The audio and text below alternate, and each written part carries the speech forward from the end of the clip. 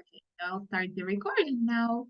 So, girls, like some of your problems we may anticipate today, and I may help you with that.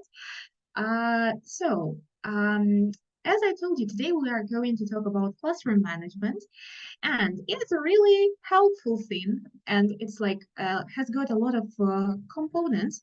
So, I suggest us to start with general definition.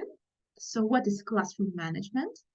Can you hear me well? Yeah, I guess because it's freezing a bit.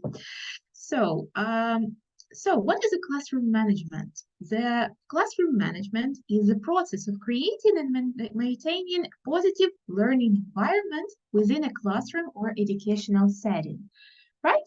So basically, it involves a set of strategies, techniques, and practices that teachers use to establish order, promote students' engagement, and facilitate effective learning. And like it seems to me that I'm freezing. No, can you hear me well? Everything is okay. Yeah. Okay, because like I can see myself and I'm freezing a bit. Okay. Well, let's move on and have a look. Like, why do we need the classroom management and why is it important? So, first of all, it promotes learning. Yeah, so it ensures that the classroom environment is focused on learning. And when students know what to expect and feel safe and respected, they are more likely to engage in learning process. Sorry. Next one, it helps us to create a positive learning environment, which we actually discussed. And so students are more likely to participate and collaborate when they feel valued and comfortable during the lesson. So next one, why do we need classroom management?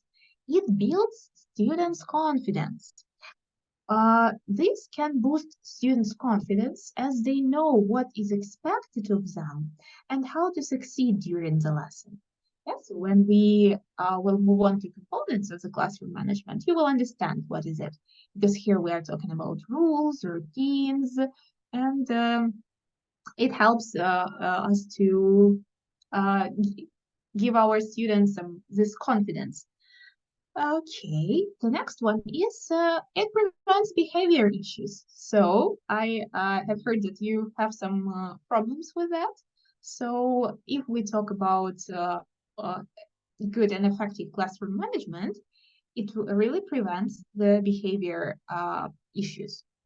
Because when students understand the rules and their consequences, they are less likely to behave in a disruptive manner. So the next one is that it supports differentiated instructions. Yes, so classroom management allows teachers to tailor the instructions and meet the diverse needs of their students. What does that mean? It means that we can adapt due to students' needs and provide more personalized support and adapt our teaching methods by using different not rules, but tools of classroom management. All right, and the next one, yes, so we can start talking about components of classroom management, and they typically include the following. As I've mentioned already, rules and routines, classroom organization, class activities organization also, motivation, attention management, interaction patterns, and authority and teaching style. All these components, they form the classroom management. And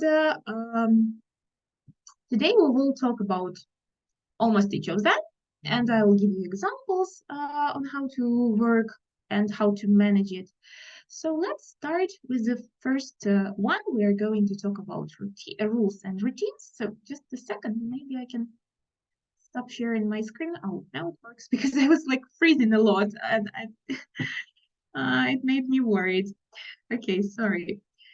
All right. Okay, can you see my screen? Yeah. Okay, thank you. All right. So, guys, let's move on to rules and routines. So, as I'm working in Green Country, we have some classroom rules which we stay together with students. Yes, we have these rules and we pay students attention to these rules. But as we are talking about some other things, not Green Country, yeah, like global kids, if I'm not mistaken. So, are there any classroom rules, like stated classroom rules that you use? Mm, I would say, yeah, it's actually to be on time and not 15 minutes late for the class. Yeah, because Mhm. some students can do that. Um, it's to speak with a raised hand, so you can not to interrupt each other, but to raise their hand and then speak.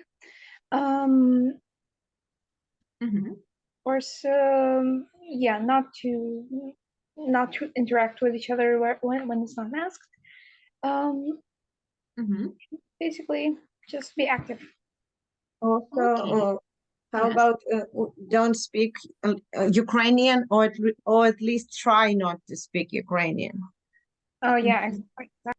And also with grade number 2, I have the one rule that we talk about every lesson. Don't talk about poop, because they are always talking about poop, everything. Their animals' names are poop. And so that's the rule that I'm like every time, like, we don't talk about toilet and poop on this lesson, okay? Oh my That's God. really This is common like in your personal rule. yeah, Okay. definitely. After 1 month, I decided that this is the most important rule in that class, because they are very good and they do everything Oh my else, God. like even without rules. But this one is a big problem. Mhm. Oh my God. Well, yeah, even if you don't have the like poster or something like this, which with exact rules, yes, you can create it together with your students. And unfortunately, it's like not the first lesson where we usually create the first rules, oh, sorry, the classroom rules with our students, but you still can do it and you still can establish this rules together with your students. Why? Like, why do we need the rules? Of course, it manages the behavior. Yes, the first and like the most important, the rules help us to manage the behavior. Also, it helps our students to feel safe. Like you may ask how? When they know the rules of the classroom, they feel comfortable, they feel safe, they know what to expect and what is expected from them. So, and as well as I mentioned in the previous slide, yes, it builds students' confidence. Once again, if they know what to do, what to follow, and what is expected of them, they feel more confident. As well is as it reduces stress. Yes, both for teachers and students. If we know and if we follow the rules, it reduces stress for all the participants of the lesson. And of course, it guarantees the quality and fairness. So if we follow the rules, if our students know that we need to speak English only, for example, yes, so if somebody violates the rules, they know what to expect. So because they violate the rule and you like you are fair to the students, yes, if they violated the rule, for example. So now, how to establish the rules together? For offline classroom, the best thing for me it is creating a poster together with your students. Once again, as we are not at the first lessons, which is the best time to create the rules, you still can dedicate some time to creating the rules. Maybe because like you can connect it somehow with your topic. Maybe you have the topic animals and you can use some pictures of the animals and create the rules together. Or you have got the topic of I don't know, let's say imperatives, yes? So this is a perfect way to use the word do or don't, yes? So still you can implement these rules in your class and create the rules together and then follow them together with your students. So once again, the best way to do it, it's of course poster. Um, as you can see here, I have the classroom rules poster, like an example. When I teach offline kids, yes, like I teach offline classes, I usually print out some phrases, yes, and we can then glue together. So it's a good idea to create these rules together, to look through them and repeat and try to follow, of course. Of course, they have to be simple and they have to be specific. Like if we talk about being on time, so always be on time, on don't be late, yeah. But it's better to create the rules which are not starting with don't, yes. So because we say not to do something, but creating it in a positive way. So, guys, that's why I girls, that's why I have a video for you, good rule and bad rule, and we will watch it and try to think how to create the rules so they are good for our students. The good examples and bad examples of the rules. So let's watch it and just listen, I guess. So just a second, I'll switch it on. Okay, so let's watch the video.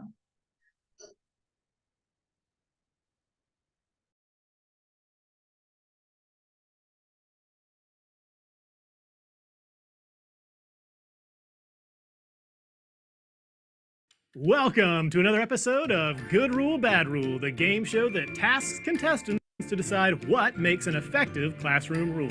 Here are our contestants today, and our host, Kyle Pope. Thank you, Johnny. For the audience at home, we're going to quickly review our guidelines for what makes a good rule. Rules must be specific. They should be phrased in a positive manner. Concise is best, and the rules must make sense. Remember, contestants, I'll read the rule. You'll tell me if you think it's a good rule or a bad rule, and then you'll have to explain why. So let's begin. Here is our first rule. Ask permission before leaving your seat. Austin? It's a good rule. It's direct and it tells students exactly what to do. Correct. Nice job. On to our next rule. Don't take items that don't belong to you. It's a good rule. Students shouldn't be stealing from each other. Oh, I'm sorry, Logan. That rule is too negative because it tells students what not to do. A better way to phrase it would be respect other people's property. Okay, now for our next rule. Bring all materials to class, including pencils, erasers, paper, compass, protractor, calculator, and your notebook. Robin? Bad rule. Although I understand its meaning, it's a little long. What about changing it to bring all required materials to class every day? Outstanding answer. Oh, that sound means that we are running out of time. One rule remains, and here it is. Listen. Austin? It's a bad rule. It just isn't specific enough. Who or what are the students supposed to be listening to? Other students? Music? Cars driving by? I think a better rule would be listen to the teacher when they are speaking. Amazing job, Austin. You are today's winner. All right, so that was it. Okay, how to close it? Sorry. Okay, so as you can see, the rules should be specific. It is better for them to be in a positive manner than negative. And the main rule to follow the rules is to be consistent. Yes, guys. So if you created these rules, please be consistent and follow the rules together with your students. And if they violate the rules, remind them about these rules. So now we can move on to the next. Oh, I'm sorry, no, the video. Oh my God, what's happening? Sorry. So we will talk about routines. And can anybody tell me what is it? Like, what are routines and why do we need them at our lessons? I can say. So Yes. routines, as for me, routines are the typical things that you do in some order at the beginning or in the middle or in the end of the lesson. So, like shortly, that's typical things that you have to do in some order. Mm-hmm. Yes. Oh, yeah, you're right, almost. And do you have any routines at your lesson? To dance in the end. Oh, that's nice. Mm-hmm. Cool. Anything else? Anybody wants to share?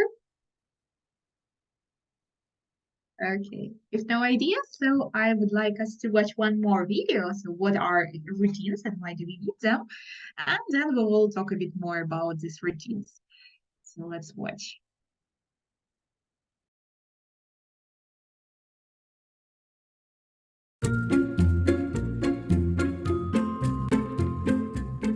At our school, an observer may see students working independently, performing classroom jobs, or using objects appropriately, and think, wow, isn't she lucky? All these kids are really well behaved. But actually, their ability to do all that is rooted in a ton of structure and routine that we front load. And our first weeks of school are all about establishing those routines. First, think about where you might need a routine. Anything from managing noise level to how students line up, to how they rotate around the room. Do you want students to ask for permission to get out of their seat? Do you want them just to call out? What tools or supplies need explanation for use? Next, map out 2 weeks for establishing the routines. Choose one to focus on each day. Demonstrate and then make sure that you provide authentic opportunities for practice. Set expectations with each routine. What do you want to see? Build extra time into your schedule for demonstration and practice. Investing now will pay off later. Over time, assess how your routines are going and take notes for next year. Is there an activity that requires more routine or expectation setting? Is there a place where you might be able to pull back and have less structure? A balance is key so the classroom is both fun and high functioning.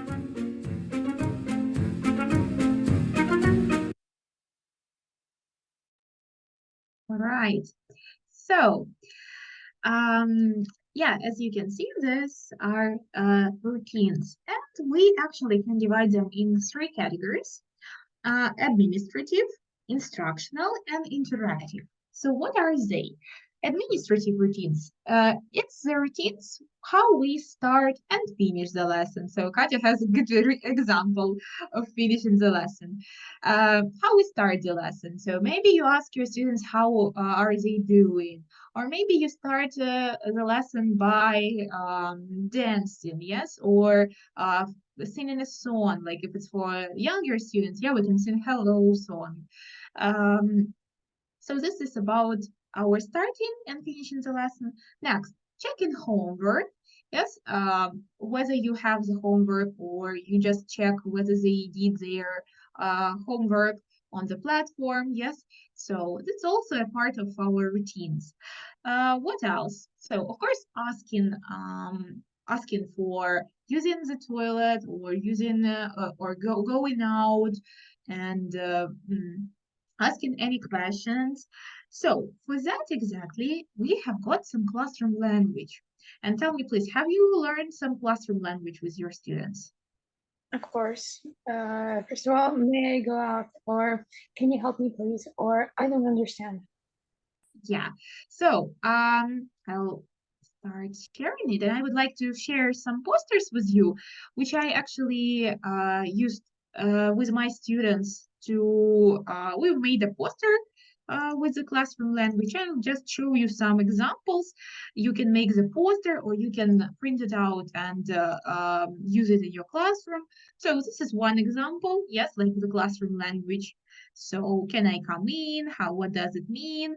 So not only the words how to ask to go out or drink water, yes, but also some classroom language, which can help them during the lesson, like what page are we on, or how do you say in English, or it's this one, for example, this classroom poster. Again, what's English for, or I'm ready, give me with a pencil. All this can be a part of our routine. And again, it will be successful, yes, if we do it all the time, like if we are consistent in our routines and as rules and routines. So let me go back to the presentation just a second. Okay. All right. So I was talking about administrative routines, and now what about instructional routines? So actually, it's like catching our students' attention, creating silence. So, for example, whether you clap your hands or whether you say some special phrase, yes, to catch your students' attention. And for this, for catching attention, I will say a bit later. I will give you some kind of tip for tips on catching students' attention, especially for younger students. It works really cool. So I was talking about interactive routines also. It's the way of working in groups, in pairs. So whether you regroup your students, how exactly you regroup the students, do you just nominate them or do you give some toys to regroup them? Yes, so all of this, it forms our routines during the lesson. And when you do it all the time, students get used to it and they follow these routines, and it makes easier for both for them and for you to work during the lesson. Now, the next thing which I would like to ask for us to discuss is the motivation system. Well, if Martha works in Green Country, she knows that we have a special motivation system, right? So it's our contracts, the money that we give after the lesson, yes. But if we are not, we don't have such money for other schools, yes, or But like, we have money. have you? Yes, Oh, global kids, like we have from grade 1 to 4, probably of I don't know about 5 and 6. So we have those globals or something like that. Yeah, they okay. have at school. Yeah. Okay, Mary, is it like this? I've seen those globals, those the cards only today. So I Yeah, actually I didn't gave. catch the info that they had this because I knew only about the stickers, not about the globals. So yeah. I Okay. think they started like a week ago. Oh, that's interesting. Okay, then it gives one more motivation system to you. So one more example. So now you have this globals, yes, like money that they get for lessons, right? If I understand it correctly. For doing But something really good or like mhm. something, yeah, Okay, like good. that. So now you have your like own motivation system, and still we can use some other motivation systems to motivate our students to work better. And if you are working offline, it is actually easier for you because you have got the whiteboard and you can draw and write on it. So for oh my God, this new Zoom. All right. So for motivation system, sorry, how to switch it on? Oh my God. We can use our whiteboard, yes? And what you can do there, if you have, how many students do you have in the classroom, like in the class, usually? From 4 to around 10. Okay, it's possible. So you can use the motivation system of smileys, hearts, stars. I think that you know what I'm talking about.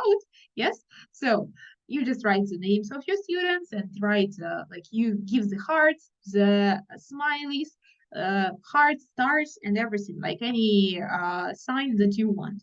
So for doing well or for doing not really well, yes, you can take out the stars. And what else?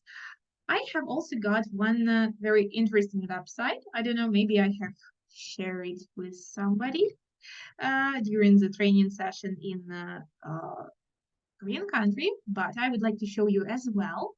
It's called Class Dojo. Have you heard of it? Yeah, of course. Yes. Okay, Martha and Katya, yes. So Selena, not really. Okay, so it is really easy to use. This website is called Class Dojo. You have to log in and create your classroom. You have to create your classroom, and what are you going to get there? So, for example, I have created here some classrooms. You will actually have the list of your students with the monsters. So, why is it good to use? I really like using this website, first of all, because it has a lot of useful tools. Yes, like timer, some music, group maker. Yes, so if you want your students to work in groups, you can regroup the students by using this website. But we're talking about motivation system and how we can use this website for motivation system. Uh, it has got the like if you click on the person, yes, it has got some kind of feedback, and I have got here some descriptions, I would say, and I can give points for working in class. So maybe I can open another. Let's see this one. Okay, so it's a bit easier here. So if the person, for example, plays online game and wins, I can give +1 country for online game. Or you can, if you're using these globals now, it's a good idea for you to use this class dojo. Now you can also give plus points for your students for speaking English only, yes? Or if it's they are speaking not English but Ukrainian a lot, yes, or doing like bad behavior, so you can give minuses, yes. Well, I try to do it less, but still somebody sometimes have these minuses. Okay, what else? What else can be used for motivational system? Actually, there is one more motivational system if you want your students to speak English more than Ukrainian. You can use the magnets. Do you have the magnets in your classroom on the board? On some we have, but Yeah, not or all. it can be actually not the magnets. You can just draw the line. So what is the point? I use the magnets. So I put some magnets, maybe 6 or 7, on the board, like in a line. And whenever they speak Ukrainian, I just take a magnet. So I take a magnet, and when they have no magnets at all, I give like minus country, except I'm talking about green country. If we are talking about your school, maybe you can give an extra task. Yes, so like I wouldn't say punishment, but some kind of extra task. Yes, so actually I would say it motivates students a lot to speak English more, even with some lower levels. I have practiced that, and they are trying their best to speak English and not to have the last magnet. Yes, like if it's like 2 or 1 magnets left, and they are trying their best to do to speak English. Uh, Also, one more motivational system, it's called a secret name, a secret name. So the point is that you are telling your students, it will work more, I guess, with a bit higher levels, not very young students. You are telling your students and taking a note, yes, so you're telling that you are writing the name of one student at this paper. Say, like, I'm going to write one student's name, and if this students works like behaves well, like doesn't interrupt, doesn't like behave bad during the lesson, everybody got some kind of prize, maybe like a dance in the end, or plus globals, yes, or something else. And it actually helps, like, but I didn't explain it well. So you're right, you write this name on the paper and say that, but you will not know whose name is it. So the students don't know whose name is it. So it helps them to work better because they don't know whose name is written. Yeah, so it's like kind of make them interested, and maybe it's my name there, so I should behave well. Yes, so it's a good idea to use. Maybe try using this. So once again, like you say that you secretly write the name of one student, and this student should behave well. And if the student doesn't behave well, like we will do an extra task. So it's some kind of new motivational game that I have recently. So maybe you can try it as well. All right, and now I've talked about routines, and I actually said about gaining students' attention. And there is some kind of which are called attention grabbers. Have you heard of it? What is it? Attention grabbers. It's Great. something. Oh, Yes. yeah. Yeah, sorry, Marta. Yeah, those are different catchy phrases which students can recognize and also sometimes repeat them. So yeah, so their attention is grabbed. Yes, and they work perfect with smaller kids. Like my favorite one is 1, 2, 3, eyes on me. So, but again, you have to be consistent in your in this attention grabber. So if you learn some kind of attention grabber with your students, you have to repeat it all the time. Like it will not work if you do it only once. So, I guess that's it about rules and routines and classroom organization. Now we can move to task setting. And this is actually also important part of our classroom management. How do we set the tasks so the students complete them successfully? So the task setting includes setting up the task, yes, itself, the activity, yes, it includes setting up the task, giving instructions to our students, monitoring them, and setting time limits, and bringing activity to the end, which means feedback. Yes, so this is also part of our classroom management. How do we manage the activities? So I want to give you some general tips because we are not talking today about giving instructions or monitoring them. Yes, it's more about like activities in general. So just remember that it's really important. All these, I would say, components, yes, they are important for setting up the activity. So I would like to give you some general tips on how to set up the activity. So first of all, we have to outline the objective and its purpose. Yes, we have to know why do we do this task? What is the goal of this activity and why do we need it? By knowing the goal of the activity, yeah, so it's easier for us to set this activity and help the students later. Next one, try to predict students' mistake and be ready to help. So you may say, like, how can I know the students' mistakes? But you can actually anticipate it.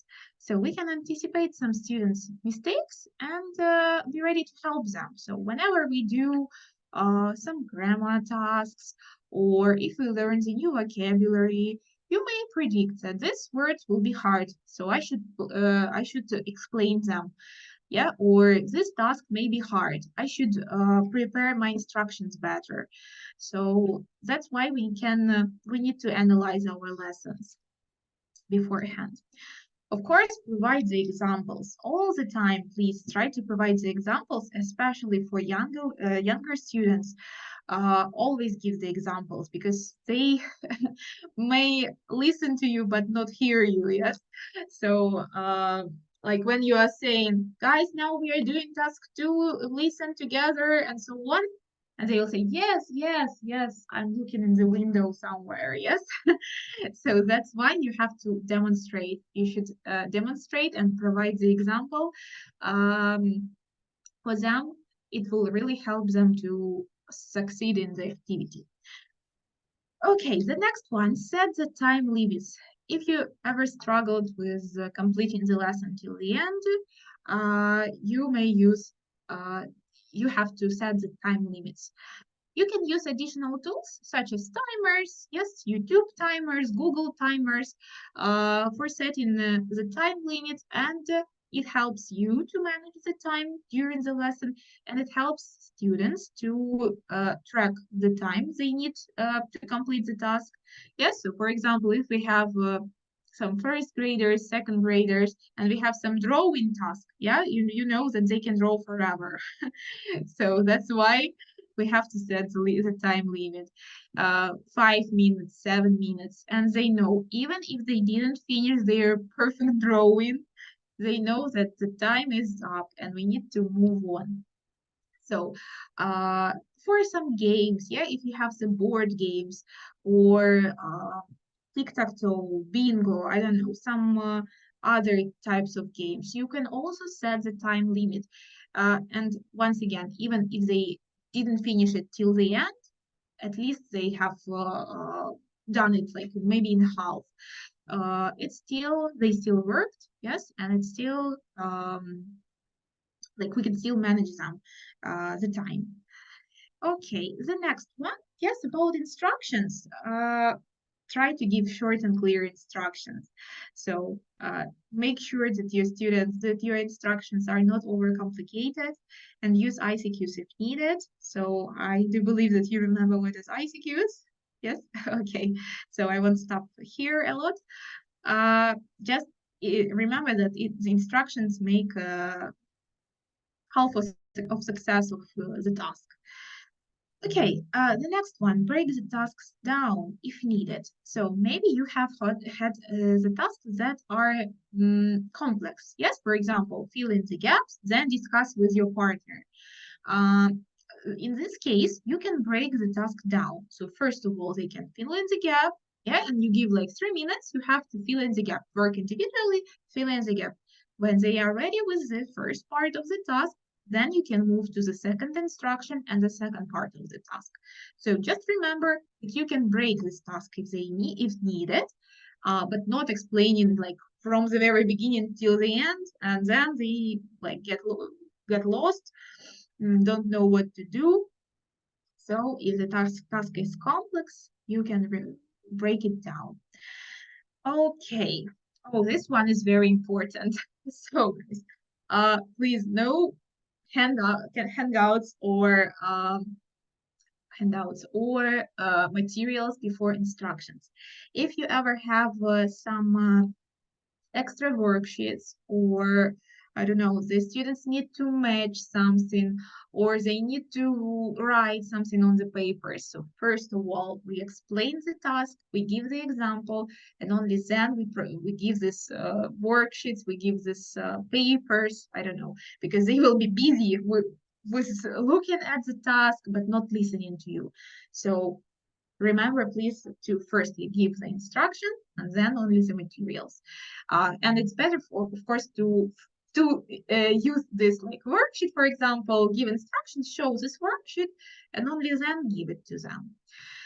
And the next one is keeping balance. As I know, you have mostly the first graders, yes, the primary school and secondary school, right? So it is really important, especially for primary school, it's really important to keep the balance between stirring and settling activities. Students sometimes feel tired, sometimes feel sad. So some kind of action songs or some kind of short dances may boost their mood or make them relax a bit. Yes, like if they are tired. So always try to keep this balance and use some stirring activities, even if it's not like YouTube dances or songs or some kind of, I don't know, physical exercises. I do sometimes, like let's clap, let's Simon Says, yes, like Simon Says game. So to stir them a bit. So I would say like this. All right. And now talking about students' interaction, yes, like how do we work with our students? I would like us to move to interaction patterns with you and discuss a bit the work during the lesson, the interaction patterns during the lesson. So maybe you can help me with these strange letters and what do they mean? Well, it shows the teacher talking time and the students talking time. So where does the teacher have to speak and where do the students have to interact? So first one is like teacher gives an example, explain something, then the students need to complete the task. And after that, yeah, we can have a open class checking.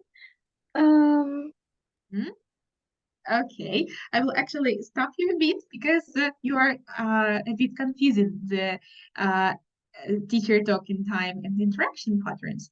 Yes, so you were right. Like we have like teacher talking time TTT and students talking time STT, but here we are talking about interaction patterns, and this is about It's like when teacher is talking to student or student is asking something teacher or yes, yes, yes.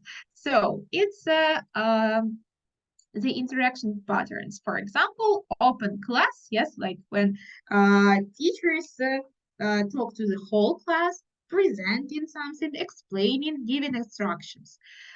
Students to teachers, yes, so student to teacher. It means when students ask questions, ask for rules, ask for clarification, yes, and this interaction patterns.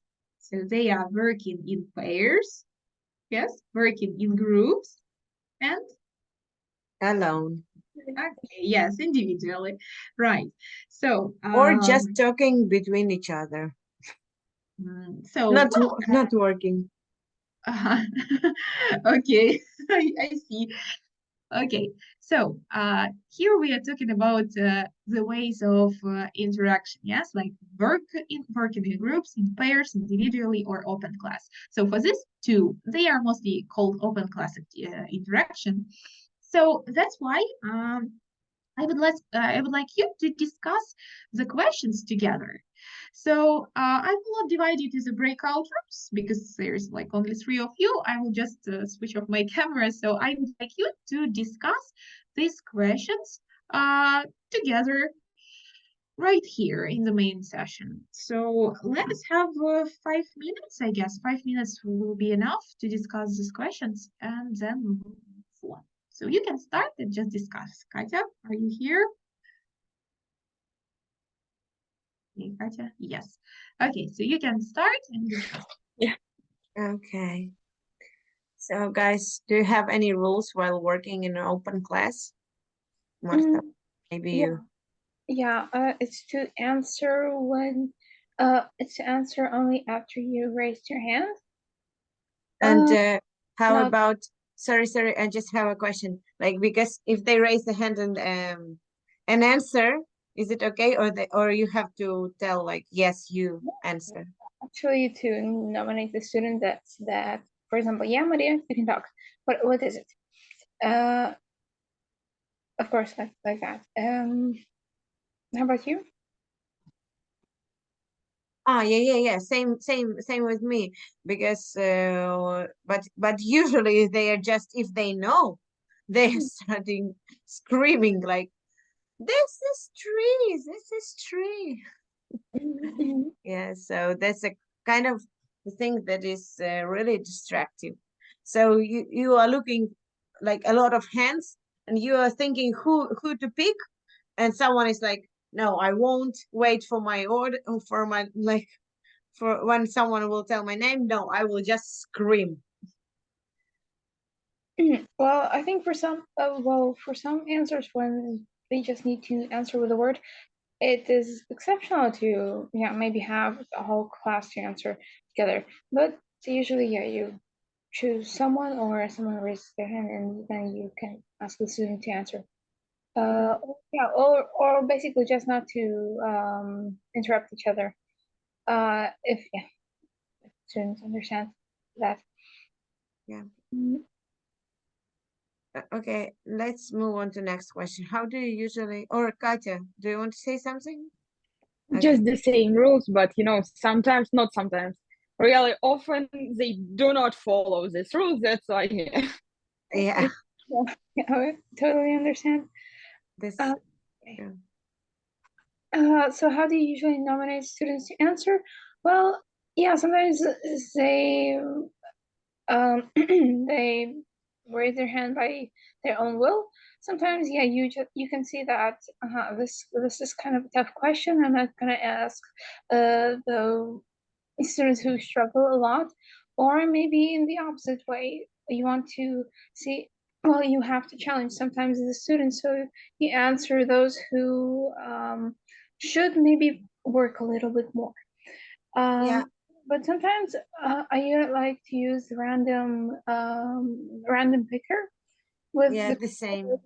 pick out different balls, so they're actually really excited when the claw or the picker picks them, so they answer. Yeah, same with me. For example, I have some classes where a lot of smart students and they all want to answer in the same moment. So usually I in that classes I use randomizer, yeah. And so then they wait for them to be picked. But sometimes, for example, even today I had the situation that the people, for example, I had whole class to answer, and the girl who was the last, she was really upset that she was not picked for like 10 times. No. So that can be sad too. So yeah, sometimes you have to stir the different ways and make sure that everyone gets their chance. Right. I just simply name, and I like when we do activity like one by one, so they Yeah. control by themselves when to answer. Yeah, Okay. that's a good point. How can you group students based on their level? It's I have two options with this, and this it's a big struggle for me, because if you put two smart students together, they will feel like we are the kings of the world and you are like our, I don't know, like not the kings, the others. And other way, I can like put together the strong student and the weak one.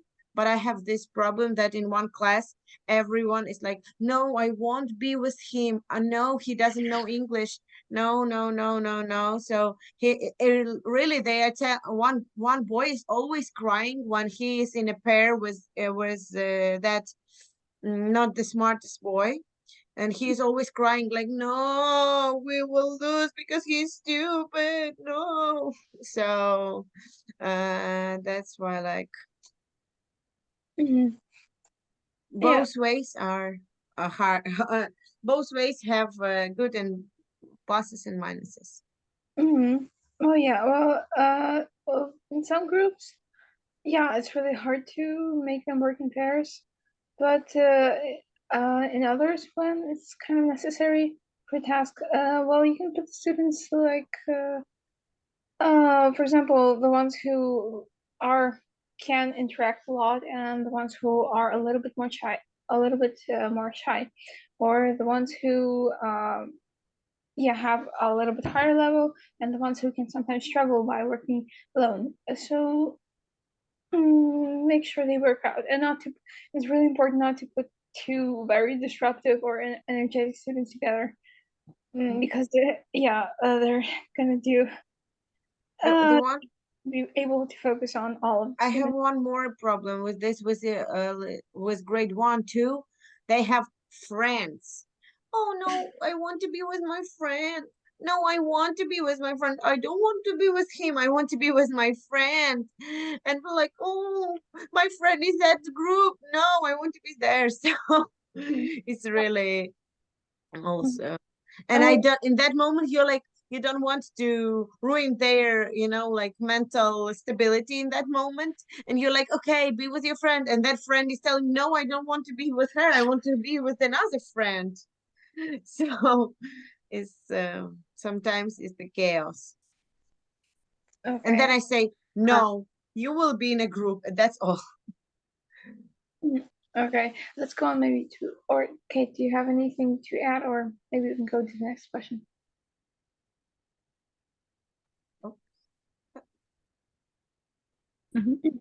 This reason, I'm sorry, I just realized I didn't change the question. So do you have online lessons or only offline? Only offline. Okay, so we skip the next, I crossed it out.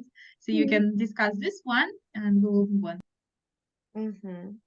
And also I can ask you, I have to ask you, we usually, maybe I don't know about Katya, but Marta also, we have some students that are online, like because they are sick or because they are mentally not feeling very good. So the making groups with those students and trying them to interact with the class is also like a bit challenging, I would say. So these students, they are studying online? Yeah, no, I mean, for example, if she's sick, she is at home and she is joining, like the teacher put on her desk a laptop with her Zoom. So I have to, and she is not like a free listener. She is interacting with the class. I have to make sure that she is interacting with the class. But you are offline, What yeah?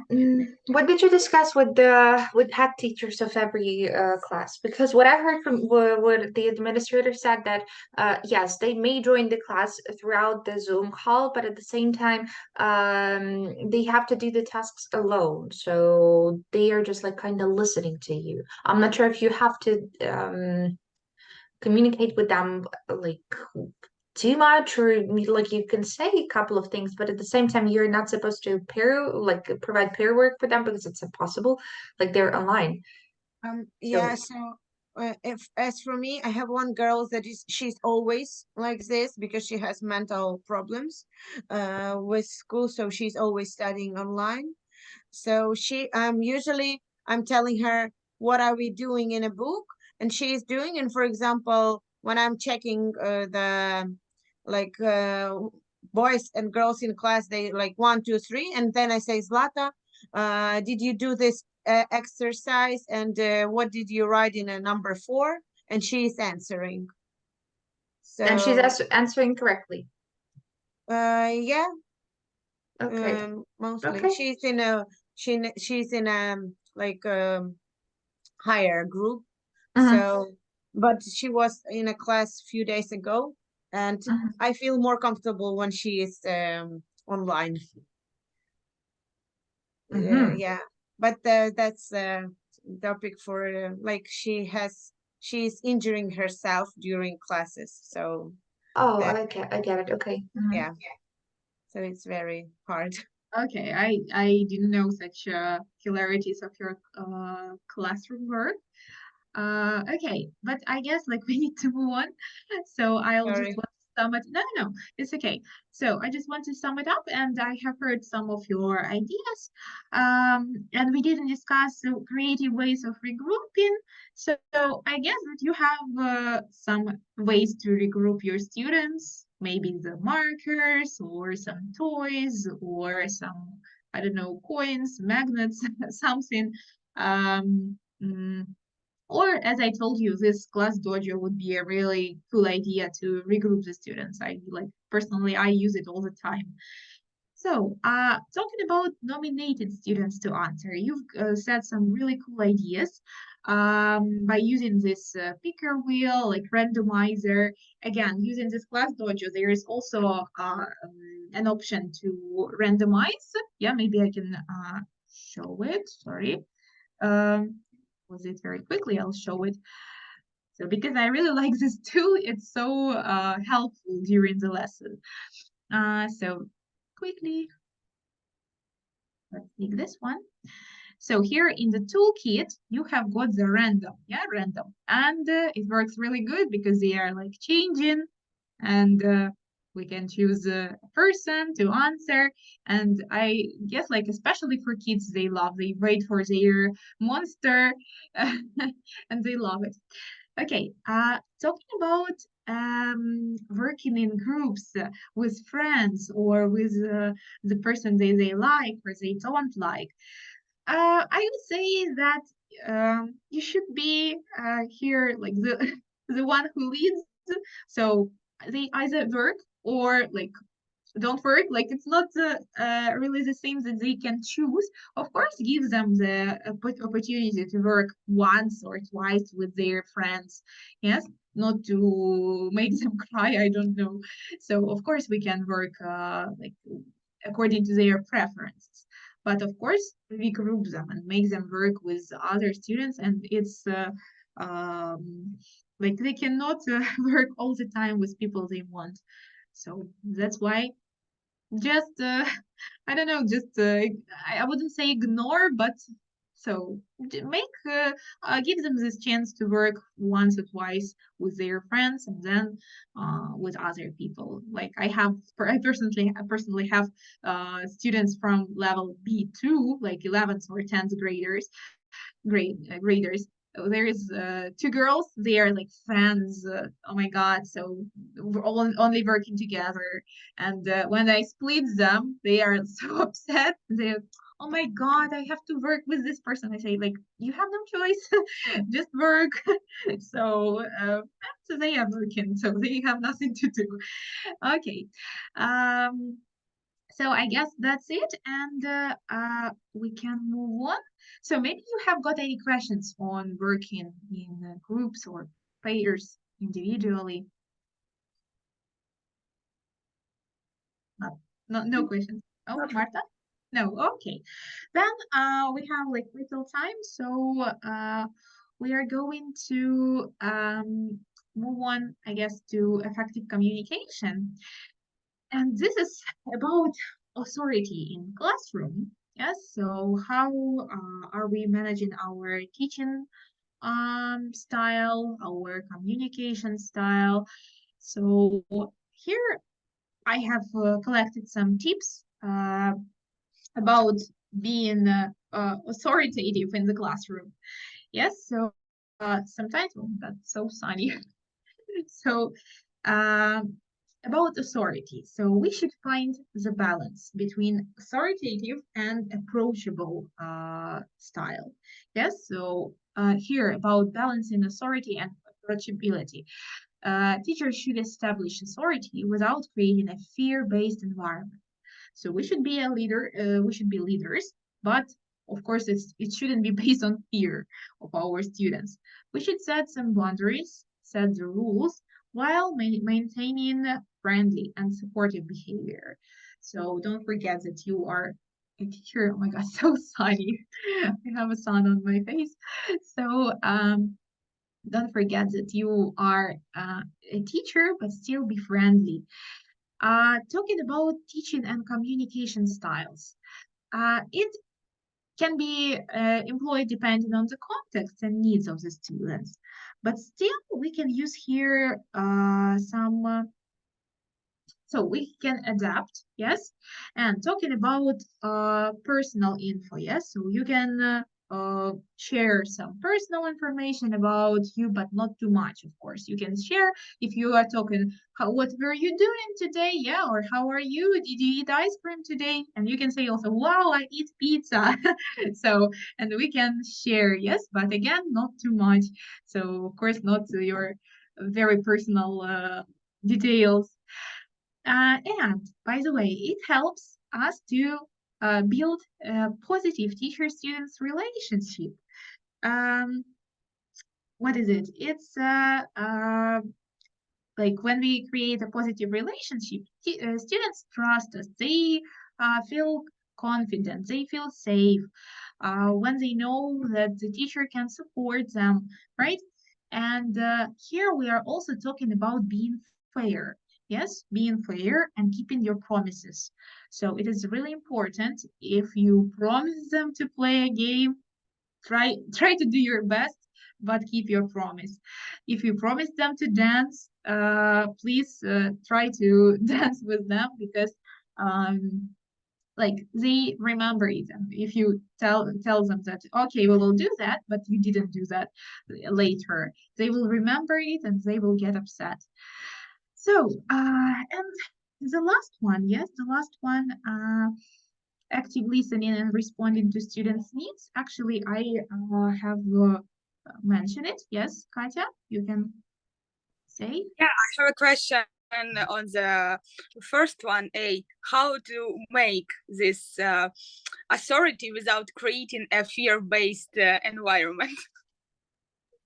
Okay, so this is what I was talking about. Yes, so I'm sorry, I have bad internet connection okay. for just maybe 1 minute. Yeah, maybe I missed. No. Just I'll make it like this. So, how to make it? Well, it definitely takes time. It takes time, but you have to be the leader in your classroom, but still try to be friendly. So, I guess it will come with experience, I guess. But just if you set the rules, yes, if you set the rules and you're saying to your students, like, we are doing that and that. So if they are making chaos during the lesson, um, stop the lesson and talk about this behavior. I mean, or you can do it after the lesson, of course, but I guess that they will not remember it. So sometimes, yeah, we can create silence if the students are not listening. We can wait for them, like, for example, like the students are talking too much, and you can just stand up, uh, wait for them, and believe me, like one of your students will notice that you are not speaking, you are waiting for them to calm down. uh, they will calm down and the others will follow. Like I do it personally, and I don't know, like it works for even for smaller kids. So creating silence, waiting for them to calm down, but of course it shouldn't take 5 minutes. In like we shouldn't, of course, we shouldn't shout. Like do not be aggressive to your students, because then they remember it and they are doing it. How to say? Oh my God, I forgot how to say it. Nazlo. So I don't remember. They start protecting themselves by doing those evil things, and they start be aggressive too, like because you are being aggressive, and they protect themselves, and that's why they can attack you too. So it's like the attack system. Yes, that's why like we should keep our cool. Try to manage this situation by still being friendly. We also can be but we also can distract them. This works with the younger, I think with all from, in my opinion, from 1 to grade 6, everyone. If you distract them, like even maybe drop something, or say, oh, look, there is something like outside or something, and they will distract at that thing, and after that it's almost like if they are loud and doing something like chaos around you. So distracting works for me really good too. Maybe Like, I haven't tried this. yeah, so for Okay. example, you can say something, and they will like something unusual. I And know what you're talking about. Yes. yeah, and that I was wanted to say about attention like hooks. It also cannot not should be like maybe a sentence. It can be something that will catch their attention, and they will be like, oh, I didn't hear that before, or oh, what is she talking about? Like, Yeah. and the class will be more Yeah, like I quieter. got it now. Mm-hmm. Right. So sometimes I use some sounds, like the sound of like in this class dojo when the timer ends, it's the sound of a ring, yes, or something like this. Some sounds, or of course, like I can be an old style teacher and like make the sound with my marker. But still, like it helps because I need some sound to catch their attention. Um, so I guess like that's it. So for me, I don't think that it comes like in just once that you can be this leader. Yes, like it comes with experience, but you have to do it. Yeah, you have to try it one by like step by step. Try it, and I guess it will work out. So you will have this friendly atmosphere, and students will listen to you. Um, so you should try some ways, yes, to approach them. And one way as well is active listening and responding to students' needs. Yes, so what are we talking here about? So we are talking about adapting and being flexible to students' needs. You can monitor your students during the lessons. Remember the things that they like, that they enjoy, and then later create some tasks or give examples based on some things they like. And believe me, they like if you remember their favorite cartoon or their hobby. Yes, you remember that some Sasha is doing swimming or Nasty is dancing, and then you like use it somehow, they will appreciate it. They will say, "Oh my God, she remembers!" Like, and they will be happy about it that you pay attention to them and you pay attention to their like their um special things. I don't know how to say it. All right.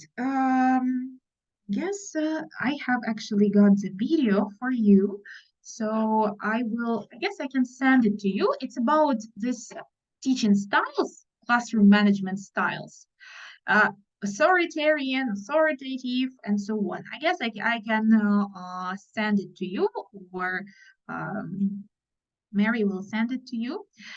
So I had some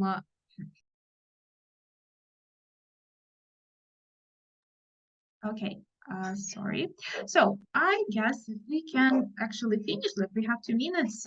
So maybe you have got any more questions so I can answer.